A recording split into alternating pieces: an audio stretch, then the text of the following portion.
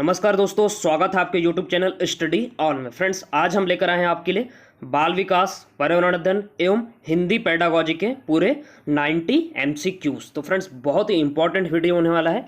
Friends, अगर आप channel में नए हैं तो चैनल को सब्सक्राइब जरूर कीजिए। फ्रेंड्स, जो लाल जो रहता है, लाल जो सब्सक्राइब का बटन रहता है उसको आप क्लिक जरूर कीजिए। अगर आप क्लिक करोगे तो वह ग्रे हो जाएगा, जिससे आप इस चैनल में सब्सक्राइब हो जाओगे। और फ्रेंड्स, इस चैनल में हम जो भी वीडियो डालेंगे वो आप तक पहुंच जाएगी। तो फ्रेंड्स, इसलिए जो है आप चैनल को सब्सक्राइब जरूर कीजिए, लाइक भी जरूर कीजिए। अगर आपको यह वीडियो पसंद आता है तो लाइक भी जरूर कीजिए, शेयर भी जरूर कीजिए। एवं इसी प्रकार के अन्य वीडियो पाने के लिए आप एक बेल आइकन जो रहता है, घंटी रहता है, उसको आप टच कर दीजिए। तो फ्रेंड्स, देखते हैं हम आज का पहला क्वेश्चन है बाल विकास का। तो फ्रेंड्स, बाल विकास का पहला क्वेश्चन है कि बच्चों में व्यक्तिगत शैक्षिक विभिन्नता का प्रमुख कारण है। तो फ्रेंड्स, जो बच्चों में व्यक्तिगत शैक्षिक विभिन्नता जो होती है उसका मुख्य कारण या प्रमुख कारण क्या होता है? तो फ्रेंड्स, वह होता है वंशांक अनुक्रम तथा वातावरण। जो अपने बच्चों में व्यक्तिगत शैक्षिक विभिन्नता का प्रमुख कारण जो होता है वह वंशानुक्रम तथा वातावरण होता है। तो ऑप्शन नंबर डी अपना करेक्ट आंसर आएगा। सेकंड क्वेश्चन देखेंगे फ्रेंड्स, अध्यापक कक्षा में प्रवेश करते ही छोटे छोटे प्रश्न पूछता है, वह बच्चों को कौन सा परीक्षण कर रहे हैं? तो फ्रेंड्स, अगर कोई अध्यापक है कक्षा में प्रवेश करते ही जाते ही वह छोटे छोटे क्वेश्चन उनसे पूछ रहा है, तो वह बच्चों का कौन सा परीक्षण कर रहा है? तो फ्रेंड्स, वह जो बच्चों का है मौखिक परीक्षण जो है वह कर रहा है। तो ऑप्शन नंबर ए अपना करेक्ट आंसर आएगा। तीसरा क्वेश्चन फ्रेंड्स, कि अध्यापक छात्रों के व्यक्तिगत विभेद किस प्रकार सर्वोत्तम ढंग से जाना जा सकता है? तो फ्रेंड्स, अगर अध्यापक को छात्रों के व्यक्तिगत विभेद जानना है तो वह किस ढंग से जान सकता है? तो फ्रेंड्स, वह किस तरीके से जान सकता है? तो वह मनोवैज्ञानिक परीक्षण से वह जान सकता है। तो अपना ऑप्शन नंबर डी अपना करेक्ट आंसर आएगा। चौथा क्वेश्चन देखेंगे फ्रेंड्स, किस विधि में अध्ययनकर्ता बच्चों या माता पिता या अध्यापक से मिलकर विविध प्रश्न पूछता है? तो फ्रेंड्स, किसी विधि में जो है अध्ययनकर्ता बच्चों या माता पिता या अध्यापक से मिलकर विविध प्रश्न पूछता है, मतलब बहुत सारे प्रश्न पूछता है। तो वह किस विधि के अंतर्गत पूछता है? तो फ्रेंड्स, वह जो है वह साक्षात्कार विधि के अंतर्गत जो है वह अध्ययनकर्ता जो है बच्चों या माता पिता या अध्यापक से मिलकर बहुत सारे प्रश्न पूछता है। तो ऑप्शन नंबर ए अपना करेक्ट आंसर आएगा। पांचवा क्वेश्चन देखेंगे फ्रेंड्स अपन, कंप्यूटर शिक्षा की सिफारिश किस आयोग ने की थी? तो फ्रेंड्स, कंप्यूटर जो शिक्षा की सिफारिश जो है वह किस आयोग ने की थी? तो वह नई शिक्षा नीति के तहत जो है वह कंप्यूटर शिक्षा की सिफारिश की गई थी। तो ऑप्शन नंबर ए अपना करेक्ट आंसर आएगा। छठवां क्वेश्चन देखेंगे फ्रेंड्स, आपका स्थानांतरण ऐसे क्षेत्र में होता है जहां की भाषा आप समझ नहीं सकते, तो आप क्या करेंगे? तो फ्रेंड्स, अगर आप हमारा जो ट्रांसफर है वह कहीं ऐसे क्षेत्र में हो गया जहाँ की भाषा हम समझ नहीं पाते, तो हम क्या करेंगे? तो वह भाषा सीखने का प्रयास करेंगे। तो वहाँ की भाषा जो है वहाँ की भाषा सीखने का प्रयास करेंगे। सातवां क्वेश्चन है, शिक्षण कार्य में दैनिक जीवन की घटनाओं कराया समावेश करने से क्या होगा? तो फ्रेंड्स, अगर शिक्षण कार्य में हम दैनिक जीवन की घटनाओं कारण समावेश करने से क्या होगा? तो क्या होगा उससे? तो फ्रेंड्स, उससे शिक्षण रुचिकर, सरल तथा उपयोगी बनता है। अगर अपन ऐसा करेंगे तो इससे जो है वह जो शिक्षण होता है वह रुचिकर, सरल एवं उपयोगी बनता है। तो ऑप्शन नंबर सी अपना करेक्ट आंसर आएगा। आठवां क्वेश्चन देखेंगे, आजकल छोटे बच्चों पर पुस्तकों का बोझ अधिक होता है, इसके हानिकारक होने के संबंध में आपकी राय है? तो फ्रेंड्स, अगर आजकल जो छोटे बच्चे होते हैं उनमें पुस्तकों का बोझ जो है अधिक हो जाता है, मतलब छोटी कक्षाओं में भी पुस्तक काफी का जो बोझ होता है वह बहुत हो जाता है। तो इससे हानिकारक होने के संबंध में आपकी राय क्या है? इससे क्या प्रभाव पड़ सकता है?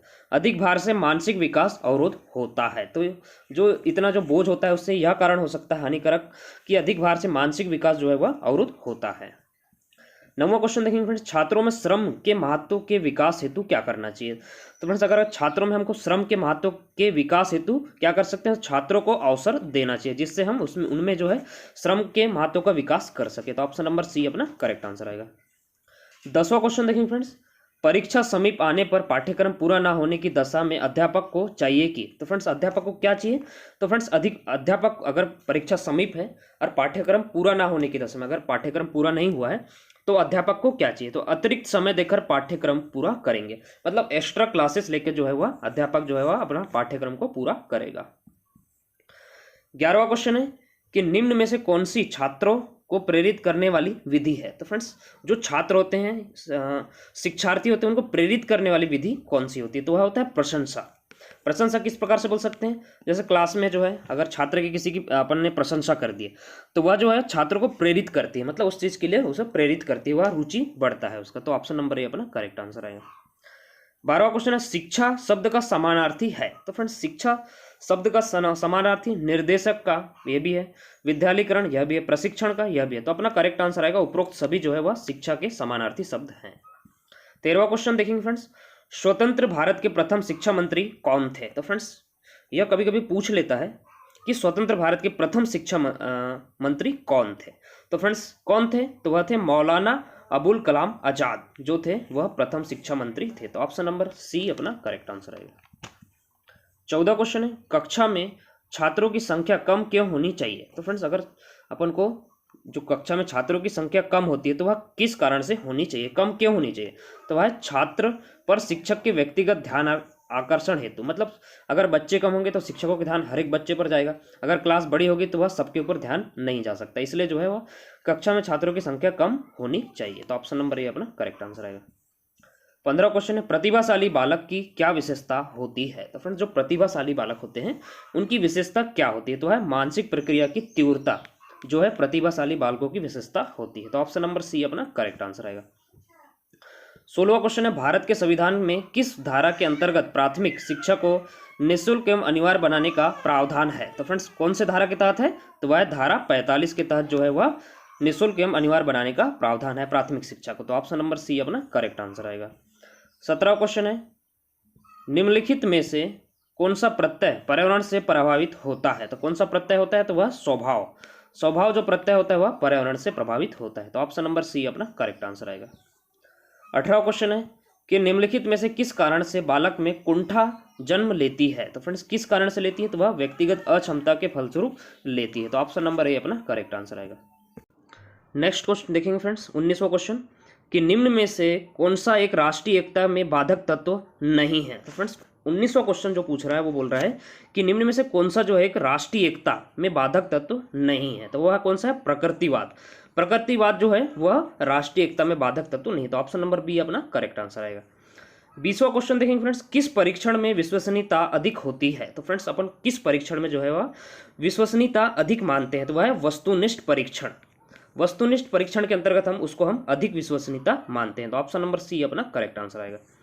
21वां क्वेश्चन है, परिवार शिक्षा का किस प्रकार का साधन है। तो परिवार शिक्षा का किस प्रकार का साधन है, तो एक प्रकार का अनौपचारिक साधन है। अगर इसमें क्वेश्चन दो प्रकार से पूछ सकता है, अनौपचारिक शिक्षा का साधन कौन सा है, तो अपन लिख सकते हैं परिवार। तो फिर पूछ रहे हैं परिवार शिक्षा का किस प्रकार का साधन है, तो यह अनौपचारिक साधन है। तो ऑप्शन नंबर बी अपना करेक्ट आंसर आएगा। 22वां क्वेश्चन देखेंगे फ्रेंड्स कि विद्यालय का कार्य होता है। तो फ्रेंड्स विद्यालय में कार्य क्या होता है, पहला है संस्कृति संरक्षण, दूसरा है संस्कृति परीक्षण और तीसरा संस्कृति के नए प्रतिरूपों का निर्माण। तो फ्रेंड्स अपना करेक्ट आंसर आएगा इनमें से सभी जो है विद्यालय का कार्य होता है। तो ऑप्शन नंबर डी अपना करेक्ट आंसर आएगा। 23वां क्वेश्चन है, किसी वर्ग का मान जिसकी आवृत्ति सबसे अधिक होती है उसे क्या कहते हैं। तो फ्रेंड्स उसे हम क्या कहते हैं, तो उसे मध्यमान कहते हैं। ऑप्शन नंबर ए अपना करेक्ट आंसर आएगा। 24वां क्वेश्चन है, निरौपचारिक शिक्षा का साधन नहीं है। तो फ्रेंड्स निरौपचारिक शिक्षा का साधन क्या नहीं है, क्या नहीं है निरौपचारिक शिक्षा का साधन, तो वह है कक्षा शिक्षण जो है वह निरौपचारिक शिक्षा का साधन नहीं है। तो कौन से हैं, सिनेमा घर, टीवी, परिवार, यह जो है वह निरौपचारिक शिक्षा के साधन है, जो कक्षा शिक्षण है वह नहीं है। तो ऑप्शन नंबर बी अपना करेक्ट आंसर है। 25वां क्वेश्चन है फ्रेंड्स, निम्नलिखित में से कौन सी विधि प्रक्षेपण विधि के अंतर्गत आती है। तो फ्रेंड्स बहुत ही मोस्ट इंपॉर्टेंट क्वेश्चन है फ्रेंड्स, निम्नलिखित में से कौन सी विधि जो है प्रक्षेपण विधि के अंतर्गत आती है, तो वह है फ्रेंड्स उपरोक्त सभी विधियां जो है वह प्रक्षेपण विधि के अंतर्गत आती है। पहली विधि है अपनी मूल्यांकन विधि, कथाबोध विधि, साक्षरता विधि।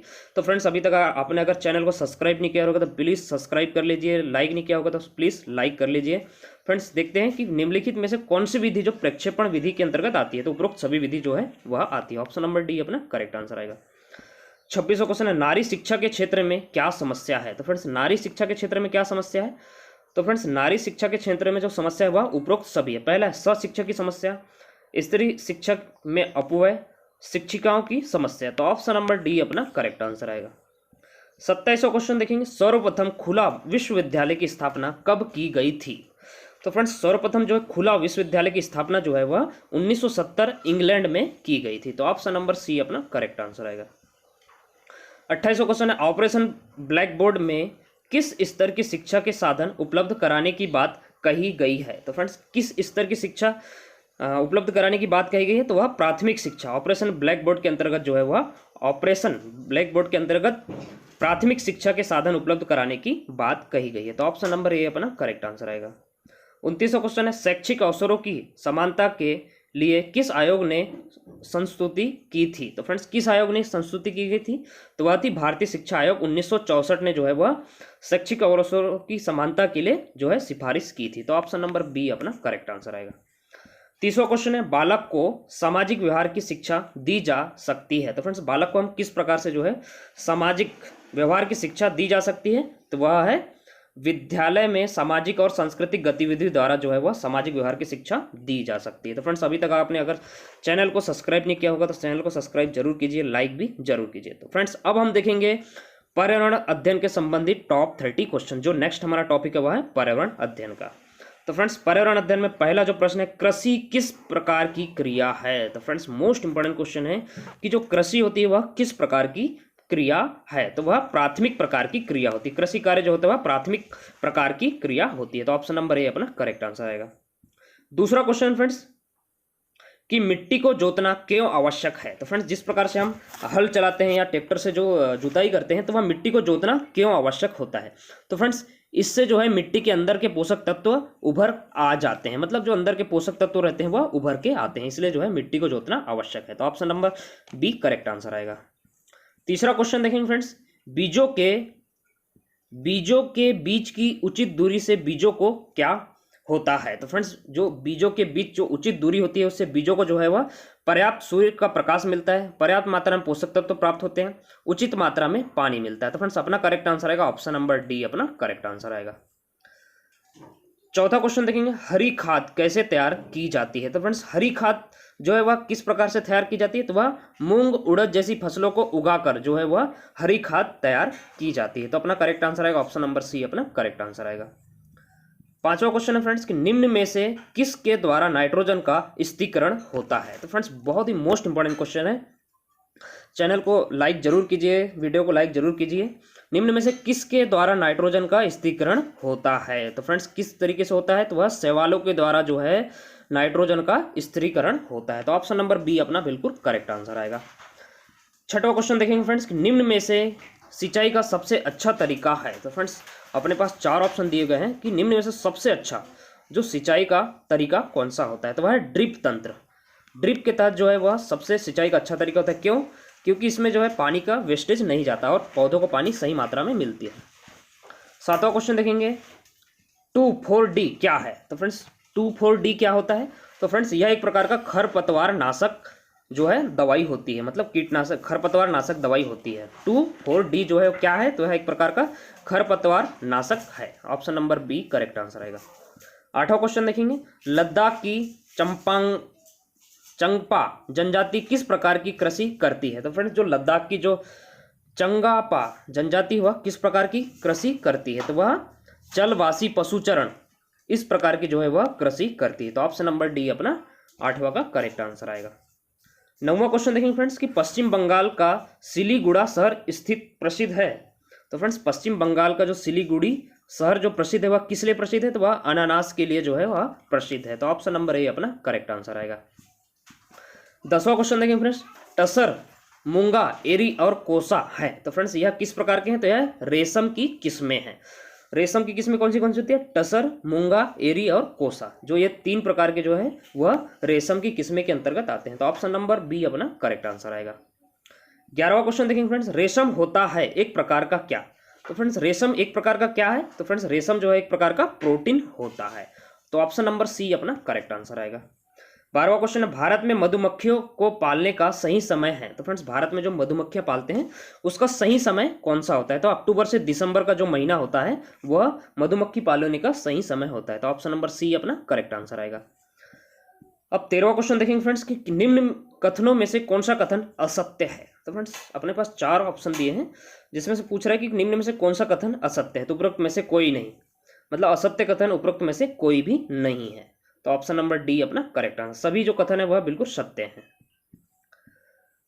चौदह क्वेश्चन फ्रेंड्स कि ज्वार और बाजरा कहाँ उगते हैं। तो फ्रेंड्स ज्वार और बाजरा की खेती कहाँ की जाती है, कहाँ उगते हैं, तो वह शुष्क क्षेत्रों में उगते हैं। तो ऑप्शन नंबर सी अपना करेक्ट आंसर आएगा। 15 क्वेश्चन है अजवाइन सबसे ज्यादा उपयोगी उगाई जाती है। तो फ्रेंड्स अजवाइन जो है वह सबसे ज्यादा कहाँ उगाई जाती है, तो वह जो है बिहार में जो है अजवाइन का सबसे ज्यादा उगाई जाती है। तो ऑप्शन नंबर बी अपना करेक्ट आंसर आएगा। नेक्स्ट क्वेश्चन देखेंगे फ्रेंड्स कि निम्न में से किसको सुनहरा रेशा कहा जाता है। तो फ्रेंड्स किसे हम सुनहरा रेशा कहा जाता है, मोस्ट इंपोर्टेंट क्वेश्चन है। तो पटसन को जो है हम सुनहरा रेशा कहा जाता है। तो ऑप्शन नंबर सी अपना करेक्ट आंसर आएगा। 17वां क्वेश्चन है निम्न में से कौन से पादप रेशे हैं। तो फ्रेंड्स निम्न में से कौन से पादप रेशे हैं, तो वह है दोनों, मतलब जूट और कपास जो दोनों हैं वह पादप रेशे के अंतर्गत आते हैं। तो फ्रेंड्स अपना करेक्ट आंसर आएगा ऑप्शन नंबर सी अपना करेक्ट आंसर आएगा। 18वां क्वेश्चन देखेंगे भेड़ों से उन गर्मियों में क्या उतारी जाती है। तो फ्रेंड्स भेड़ों से उन गर्मियों में उन गर्मियों में क्या उतारी जाती है। तो 18 का करेक्ट आंसर आएगा ताकि भेड़ें गर्मी को बर्दाश्त कर सके, इसलिए जो है वह उन गर्मियों में उतारी जाती है। इसलिए जो है प्रमुख कारण क्या है, ताकि भेड़ें जो है गर्मी को बर्दाश्त कर सके, इसलिए जो है उन गर्मियों में उतारी जाती है। तो ऑप्शन नंबर बी अपना करेक्ट आंसर आएगा। 19वां क्वेश्चन है मिट्टी की सबसे ऊपर की परत काली होती है क्योंकि। तो फ्रेंड्स ऊपर की परत काली होने का प्रमुख कारण क्या होता है, तो वह इसमें जो है हुमस और खनिज पाए जाते हैं, इसलिए जो है वह मिट्टी की सबसे ऊपर परत जो है वह काली होती है। तो ऑप्शन नंबर ए अपना करेक्ट आंसर आएगा। 20वां क्वेश्चन है फ्रेंड्स निम्न में से कौन सी मिट्टी सिंचाई के बाद उपजाऊ बन जाती है। तो फ्रेंड्स कौन सी मिट्टी जो होती है वह सिंचाई के बाद उपजाऊ बन जाती है, तो वह होती है लाल मिट्टी। लाल जो मिट्टी होती है वह सिंचाई के बाद उपजाऊ बन जाती है। तो फ्रेंड्स अपन को याद रखना है वह कौन सी मिट्टी होती है, तो वह लाल मिट्टी होती है। 21वां क्वेश्चन देखेंगे निम्न में से कपासी मृदा किसे कहते हैं। तो फ्रेंड्स मोस्ट इंपोर्टेंट क्वेश्चन है कि निम्न में से कपासी मृदा मतलब कपास उत्पादन के लिए सबसे अच्छी मिट्टी कौन सी होती है, तो वह काली मिट्टी। कपासी मृदा किसे कहते हैं, तो वह काली मिट्टी को जो है वह कपासी मृदा कहते हैं। तो ऑप्शन नंबर डी अपना करेक्ट आंसर आएगा। 22वां क्वेश्चन लद्दाख में कौन सी मृदा पाई जाती है। तो फ्रेंड्स जो लद्दाख क्षेत्र होता है उसमें कौन सी मृदा पाई जाती है, तो उसमें मरुस्थली मृदा पाई जाती है। तो फ्रेंड्स अपन को याद रखना है, अगर क्वेश्चन पूछ ले लद्दाख में कौन सी मृदा पाई जाती है, तो वह मरुस्थली मृदा पाई जाती है। तो ऑप्शन नंबर ए अपना करेक्ट आंसर आएगा।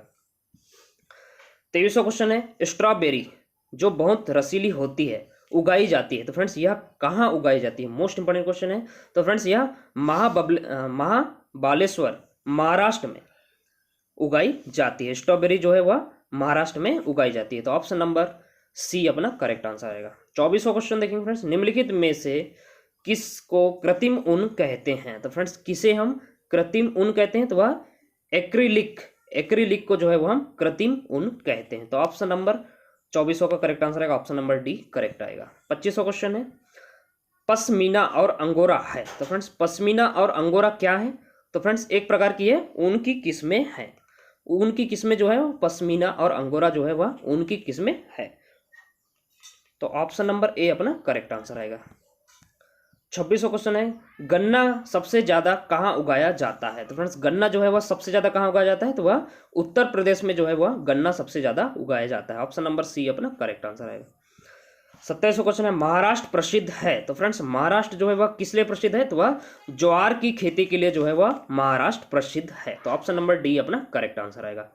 28वां क्वेश्चन है मसालों का घर किसे कहा जाता है। तो फ्रेंड्स मसालों का घर किसे कहा जाता है, तो वह केरल को जो है वह मसालों का घर कहा जाता है। तो फ्रेंड्स अपन को याद रखना है ऑप्शन नंबर डी अपना करेक्ट आंसर आएगा। 29वां क्वेश्चन है महाराष्ट्र का कौन सा शहर अंगूर की खेती के लिए प्रसिद्ध है।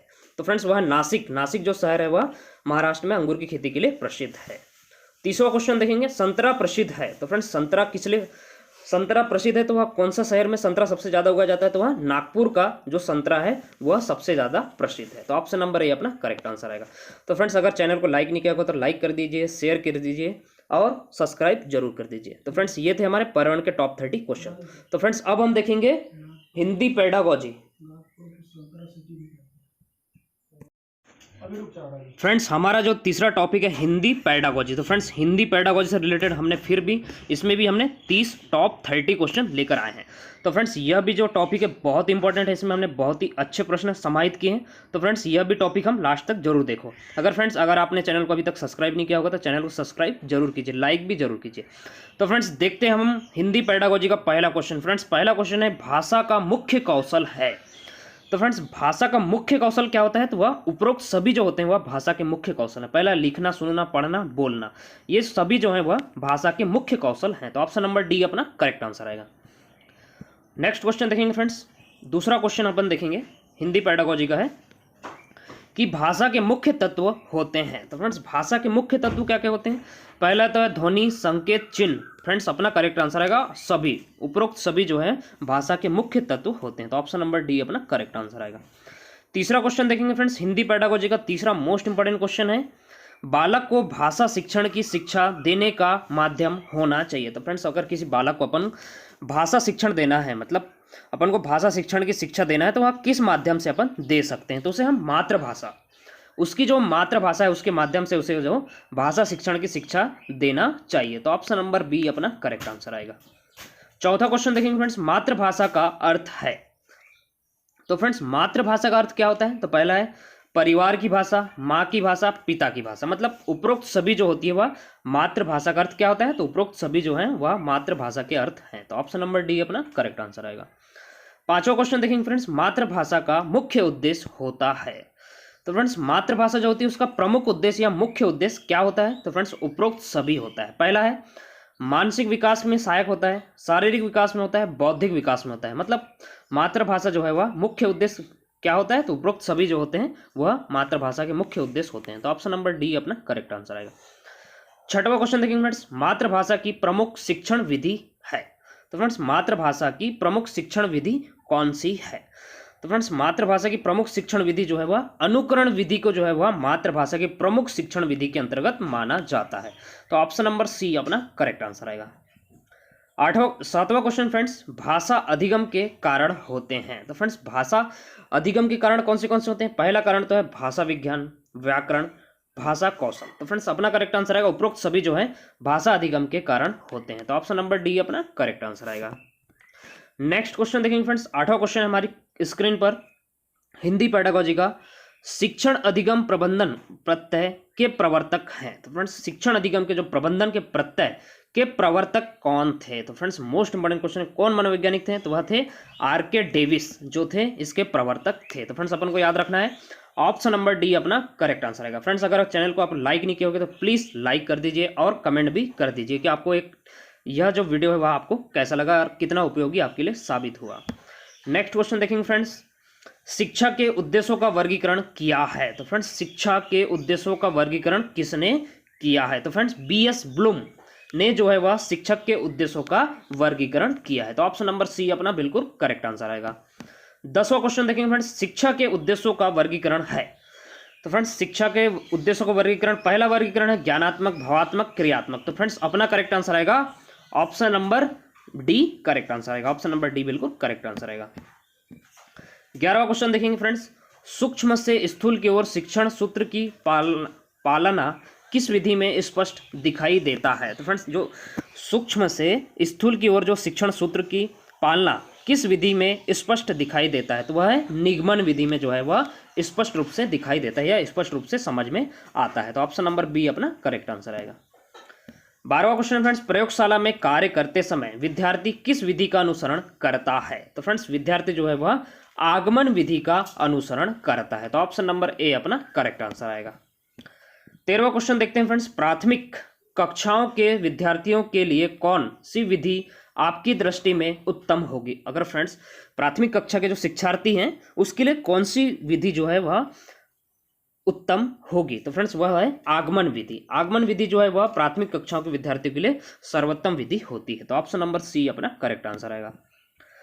14वां क्वेश्चन देखेंगे, हिंदी भाषा में स्वरों की संख्या होती है। तो फ्रेंड्स स्वरों की संख्या कितनी होती है, आप सभी को लगभग पता होगा कि स्वरों की संख्या जो होती है वह 11 होती है। तो ऑप्शन नंबर ए अपना करेक्ट आंसर आएगा। 15वां क्वेश्चन देखेंगे, हिंदी भाषा में मूल व्यंजनों की संख्या होती है। तो फ्रेंड्स ये भी क्वेश्चन का आंसर आपको पता होगा कि जो हमारे जो हिंदी भाषा में मूल व्यंजनों की जो संख्या होती है वह 33 होती है। ऑप्शन नंबर डी अपना करेक्ट आंसर आएगा। नेक्स्ट क्वेश्चन देखेंगे फ्रेंड्स कि भाषा की प्रथम सार्थक इकाई होती है। तो फ्रेंड्स भाषा की प्रथम सार्थक इकाई क्या होती है, तो फ्रेंड्स वह होती है शब्द। शब्द जो होती है वह भाषा की प्रथम सार्थक इकाई होती है। तो फ्रेंड्स अपन को याद रखना है क्या होती है, तो वह शब्द जो है वह होती है।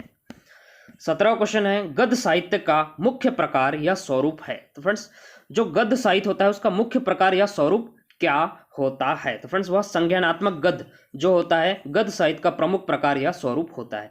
तो ऑप्शन नंबर ए अपना करेक्ट आंसर आएगा। 18वां क्वेश्चन है कि गद्य शिक्षण की मुख्य विधि है। तो फ्रेंड्स गद्य शिक्षण की मुख्य विधि क्या होती है? तो वह होती है उपरोक्त सभी जो होती है। पहला है उद्बोधन विधि, प्रवचन विधि, स्पष्टीकरण विधि। तो फ्रेंड्स ये जो तीनों उपरोक्त सभी जो है गद्य शिक्षण की मुख्य विधि होती है। तो ऑप्शन नंबर डी अपना करेक्ट आंसर आएगा। 19वां क्वेश्चन है माध्यमिक स्तर पर गद्य शिक्षण की विधि प्रयोग में ली जाती है। तो फ्रेंड्स माध्यमिक स्तर पर गद्य शिक्षण की विधि में प्रयोग ली जाती है। तो कौन सी विधि प्रयोग में ली जाती है? तो वह होती है उपरोक्त सभी विधि जो है प्रयोग में ली जाती है। पहला है अर्थबोध विधि, प्रवचन विधि, स्पष्टीकरण विधि। गद्य शिक्षण की विधि प्रयोग में ली जाती है तो उपरोक्त सभी ली जाती है। ऑप्शन नंबर डी अपना करेक्ट आंसर आएगा। 20वां क्वेश्चन है व्याकरण शिक्षण की मुख्य विधि है। तो फ्रेंड्स व्याकरण शिक्षण की मुख्य विधि क्या होती है? तो फ्रेंड्स वह होती है आगमन निगमन विधि। जो दोनों विधि हैं, ये दोनों विधि जो है वह व्याकरण शिक्षण की मुख्य विधि है। तो ऑप्शन नंबर सी अपना करेक्ट आंसर आएगा। 21वां क्वेश्चन है गद्य शिक्षण की प्रभावशाली शिक्षण प्रविधि है। अगर फ्रेंड्स अपन को गद्य शिक्षण पढ़ना है तो सबसे प्रभावशाली शिक्षण विधि कौन सी होती है? तो वह है स्पष्टीकरण विधि। अगर अपन को गद्य पढ़ना है, गद्य शिक्षण पढ़ना है तो उसके लिए जो प्रभावशाली शिक्षण प्रविधि जो है वह है स्पष्टीकरण विधि होती है। तो ऑप्शन नंबर बी अपना करेक्ट आंसर आएगा। 22वां क्वेश्चन है कविता का अर्थ है। तो फ्रेंड्स कविता का अर्थ क्या होता है? तो फ्रेंड्स कविता का जो अर्थ होता है वह उपरोक्त सभी होता है। पहला अर्थ होता है रागात्मक वृत्तियों का संशोधन, दूसरा है जीवन की समालोचन, तीसरा है संज्ञात्मक विचार अभिव्यक्ति। तो फ्रेंड्स अपना करेक्ट आंसर आएगा ऑप्शन नंबर डी। कविता का अर्थ क्या होता है? तो उपरोक्त सभी जो है होता है कविता का अर्थ होता है। नेक्स्ट क्वेश्चन देखेंगे फ्रेंड्स। अगर आपने अभी तक चैनल को सब्सक्राइब नहीं किया होगा तो चैनल को सब्सक्राइब जरूर कीजिए और लाइक भी जरूर कीजिए। तो फ्रेंड्स नेक्स्ट क्वेश्चन देखते हैं, मोस्ट इंपॉर्टेंट क्वेश्चन की कविता शिक्षण का उद्देश्य होता है। तो फ्रेंड्स जो कविता शिक्षण जो हमने पढ़ाते हैं उसका मुख्य उद्देश्य क्या होता है? तो फ्रेंड्स पहला तो उद्देश्य होता है उसका स्वस्थ मनोविनोद, दूसरा है स्मृति शक्ति का विकास, कल्पना शक्ति का विकास। फ्रेंड्स इसका करेक्ट आंसर आएगा ऑप्शन नंबर डी, बिल्कुल करेक्ट आंसर आएगा। नेक्स्ट क्वेश्चन देखेंगे फ्रेंड्स, 24वां क्वेश्चन बहुत इंपॉर्टेंट क्वेश्चन है कि कविता शिक्षण की मुख्य विधि होती है। तो फ्रेंड्स कविता जो शिक्षण की मुख्य विधि कौन सी है? तो फ्रेंड्स वह है उपरोक्त सभी विधियां जो है वह कविता शिक्षण की मुख्य विधियां हैं। पहला है व्याख्या विधि, प्रश्नोत्तर विधि, गीत व अभिनय विधि। तो फ्रेंड्स 24वां करेक्ट आंसर आएगा ऑप्शन नंबर डी, बिल्कुल करेक्ट आंसर आएगा। 25वां क्वेश्चन देखेंगे व्याकरण शिक्षण का उद्देश्य नहीं है। तो फ्रेंड्स जो व्याकरण शिक्षण जो ग्रहण करते हैं हम, शिक्षण का उद्देश्य नहीं है। तो फ्रेंड्स व्याकरण शिक्षण का जो उद्देश्य है वह मनोरंजन। जो व्याकरण शिक्षण का उद्देश्य नहीं होता है तो वह कौन नहीं होता है? तो मनोरंजन जो है वह नहीं होता है। तो फ्रेंड्स अब अपने पास क्वेश्चन है कि व्याकरण शिक्षण का उद्देश्य क्या होता है? तो पहला है ज्ञान प्राप्त करना, कौशल प्राप्त करना, ज्ञान उपयोग करना। तो फ्रेंड्स यह जो होते हैं वह व्याकरण शिक्षण के उद्देश्य होते हैं। मनोरंजन जो होता है वह उद्देश्य नहीं होता है। 26वां क्वेश्चन देखेंगे व्याकरण शिक्षण की प्रवर्त है। तो व्याकरण शिक्षण की प्रवर्त क्या है? तो फ्रेंड्स वह दोनों है। पहला है साहित्यिक, दूसरा है व्यवहारिक। तो फ्रेंड्स अपना ऑप्शन नंबर सी अपना करेक्ट आंसर आएगा। 27वां क्वेश्चन देखेंगे फ्रेंड्स, भाषा शिक्षण का मूल आधार होता है। तो फ्रेंड्स भाषा शिक्षण का मूल आधार क्या होता है? पहला है मौखिक, दूसरा है लिखित। तो फ्रेंड्स अपना करेक्ट आंसर आएगा ऑप्शन नंबर सी। ए व बी दोनों जो है भाषा शिक्षण के मूल आधार होता है। तो ऑप्शन नंबर सी अपना करेक्ट आंसर आएगा। 28वां क्वेश्चन है देखो और लिखो शिक्षण विधि प्रयुक्त करते हैं। तो फ्रेंड्स देखो और लिखो शिक्षण विधि प्रयुक्त कहां पर करते हैं? तो फ्रेंड्स वह निबंध रचना में प्रयुक्त करते हैं। तो ऑप्शन नंबर बी अपना करेक्ट आंसर आएगा। 29वां क्वेश्चन फ्रेंड्स, द्वितीय भाषा शिक्षण की विधियां हैं। तो फ्रेंड्स द्वितीय भाषा शिक्षण की विधियां क्या क्या हैं? तो फ्रेंड्स द्वितीय भाषा शिक्षण की विधियां जो है वह कौन सी हैं? तो वह है अनुनाद विधि को ही हम द्वितीय भाषा शिक्षण की विधियां कहते हैं। अनुनाद विधि पूछ लिया कि कौन सी भाषा की शिक्षण विधि है? तो वह द्वितीय भाषा की शिक्षण विधि है। अगर क्वेश्चन पूछ लिया द्वितीय भाषा शिक्षण की विधियां हैं तो वह अनुनाद विधि जो है वह द्वितीय भाषा शिक्षण की विधियां हैं। तो ऑप्शन नंबर बी अपना करेक्ट आंसर आएगा। 30वां क्वेश्चन फ्रेंड्स की द्वितीय भाषा शिक्षण का विषय है। तो फ्रेंड्स उसमें विधि पूछा था, इसमें विषय पूछा है। तो इसमें विषय कौन से हैं? तो वह है उपरोक्त सभी जो हैं द्वितीय भाषा शिक्षण के विषय। पहला अभ्यास करना, ध्वनियों का बोध, शुद्ध उच्चारण। तो फ्रेंड्स अपना करेक्ट आंसर आएगा ऑप्शन नंबर डी अपना करेक्ट आंसर आएगा। तो फ्रेंड्स अपन ने जो पूरा किए पूरे 90 क्वेश्चन अपन ने इस वीडियो में पूरा किए हैं। तो फ्रेंड्स अगर किसी भी वीडियो में आपको डाउट हो या आपको पीडीएफ चाहिए तो आप हमारे इस नंबर पर मैसेज करके आप पीडीएफ मांग सकते हैं 7999447981। फ्रेंड्स इस कोई भी क्वेश्चन में अगर आपको डाउट हो तो इस नंबर पे आप मैसेज कर सकते हो, डाउट क्लियर कर सकते हैं। अगर आपको किसी भी विषय में पीडीएफ चाहिए तो हम आपको फ्री एंड कॉस्ट पीडीएफ भी आपको प्रोवाइड कराएंगे। अगर फ्रेंड्स आपने अभी तक चैनल को सब्सक्राइब नहीं किया होगा तो आप चैनल को सब्सक्राइब प्लीज़ कर दीजिए और लाइक भी कर दीजिए। अगर आपको यह वीडियो पसंद आया होगा तो आप कमेंट भी कर सकते हैं। Thank you.